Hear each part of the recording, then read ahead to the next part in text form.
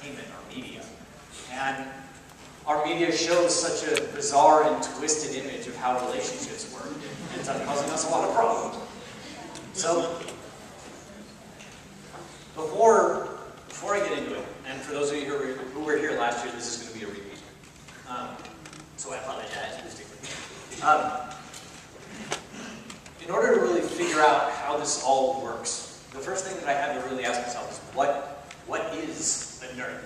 Because it's a concept that we have an image in our head of what a nerd is, and we have an image that society tells us what a nerd is. You know, the Steve Urkel pants pulled up pocket protector, that kind of thing, which I don't see a single person in here dressed like that, unless there's a Steve Urkel cosplayer. Fantastic. I left mine at home. Every time. So we have to really nail down what exactly is a nerd. And I realized, like, I needed to start looking at all of the different pieces of what makes us who we are. And the biggest thing that I see that is the way that we consume media. It's not, we don't just sit down and watch TV the way that regular people do. For us, media becomes such a huge part of our life. And so that is really the element where it all comes together. But how could that be? Because each of the different things that we're into are so wildly different. I mean, if somebody's into sports and they're like, I like all sports, most sports have a lot in common. It's usually there's either an individual or group of people moving an object from one place to another. And it's like, if you're into that, you're into that. It's like, man, watch that guy move that ball down to that thing. It's like, cool. But for most of us, sports aren't really a thing. That is neither here nor there. But there really isn't a lot that the stuff that we're into has in common. And so I really started digging down and trying to figure out what exactly ties it all together. And I think I figured it out. It's imagination. You see, anything that we're into requires a really genuinely vivid imagination. I mean, you watch something like Star Trek, or Star Wars, or Evangelion, or for Christ's sake, Doctor Who. These require such a substantial suspension of disbelief. These are not things that you can sit down like, which again, like my father is super into sports, and when he sits down and I'm watching something that's fantasy, he's like, they're not real people, I don't give a shit. That is a divide there. So we have these, as nerds, the things that we're into all require these incredibly vivid imaginations. And I think probably the best example of that would be like old school video games, you know, 8-bit Nintendo, that kind of thing. Because when you look at old video games, especially now, you know, like now, for those of us who are old enough, we go back and we look at video games from when we were like little kids playing on 8-bit Nintendo, or even for some of us playing on like the Atari. We don't get excited because we see a couple of blocks moving across the screen, swinging blocks at other blocks. That's not what's fun for us. It's because our imagination fills in all those blanks. We see the knight in the shining armor, slaying the dragon, saving the princess. These are all things that our imagination is put in. So, one of the core elements then to being a nerd, in fact, the core element to being a nerd, is that our imaginations are very vivid and very clear. And that's where we end up getting into trouble when it comes to dating. You see, for a regular guy, and a lot of this panel is going to be from a male perspective, I am a man.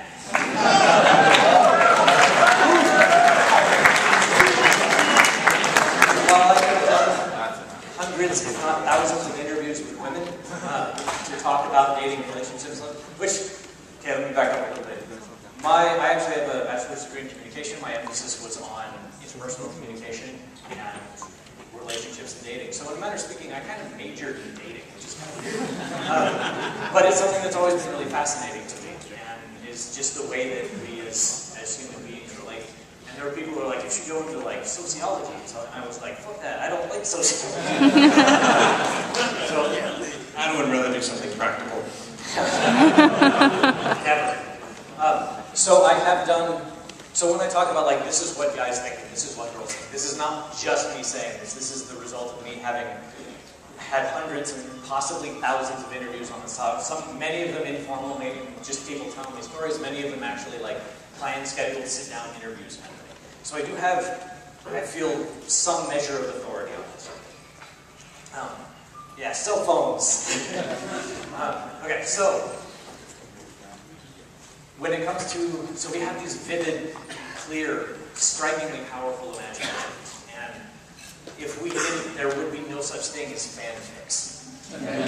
Our imagination, to think that we would get to the end of a television series and be like, no, I don't want this series to end. I want to know what happens if that guy has sex with that guy. That's usually how fanfics roll. So for a regular guy, for a guy that's not a nerd, he sees a girl at a party or wherever regular people meet other people.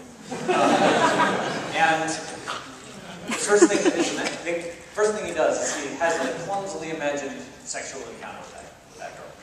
And that's pretty standard. You know, that's where the whole term undressing her with his eyes comes from. It's this quick little it's very clumsy, there's not much to it. For a nerd, when a nerd guy sees a girl that he likes for the first time, that's not the first thing that comes to mind for him. That's not the first thing he imagines. He'll get there, and it's going to be great. But that's not necessarily the first thing that pops to mind. We will actually imagine, what would it be like to go on a date? What would it be like to date long-term? What would it be like to have a long-term relationship with that person?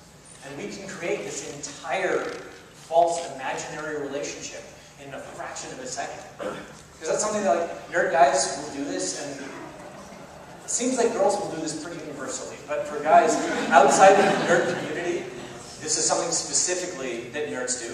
Nerd guys will say the first name of the girl they like with their own last name just to see what it sounds like. That is something nerd guys do. That is something non-nerd guys do not do. That leads into a lot of other issues. So anyway, what happens? So once they've created this imagined relationship, now we're going to run into another problem. Because we have been told since we were little kids that nerds are awkward and creepy. And that when we meet other people, that they're going to think we're awkward and creepy. So we go out of our way to prove to someone that we like that we're safe, that we're not a creep. And so we'll spend time getting to know them, getting to be friends. And sometimes that can be weeks, sometimes that can be years. And this whole time, we're desperately trying to build up the courage to ask them out. But oftentimes, we never do. And this is because we have that incredibly vivid, incredibly powerful, imagined perfect relationship that is just so strong.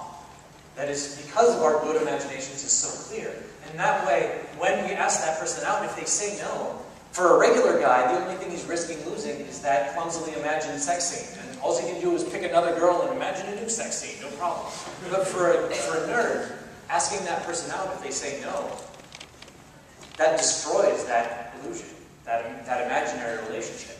And so having someone say no to you for a nerd, it's not a quick little thing. It's like being dumped after a multi-year-long perfect relationship. And it's a really painful thing. And if you guys think about this, I see a lot of people like, so that is basically the foundation of my view on nerd courting. So, good night, everybody.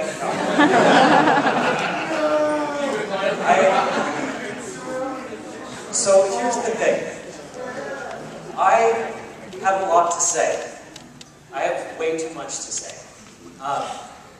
The longest I've gone talking about dating is 9 straight hours. That is why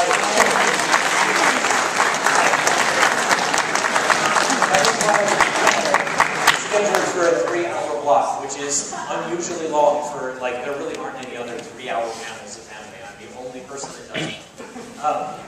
This is not enough time for me. So, they have actually given me a second room in the convention center to move to at midnight. Oh my god. So, that is technically called the meet and greet. So anyone that is here and wants to go over and actually do more direct interaction kind of thing, yeah? Can we actually fit in there? I don't know. It's okay, he's going to be there till Tuesday, so it's fine. Yeah.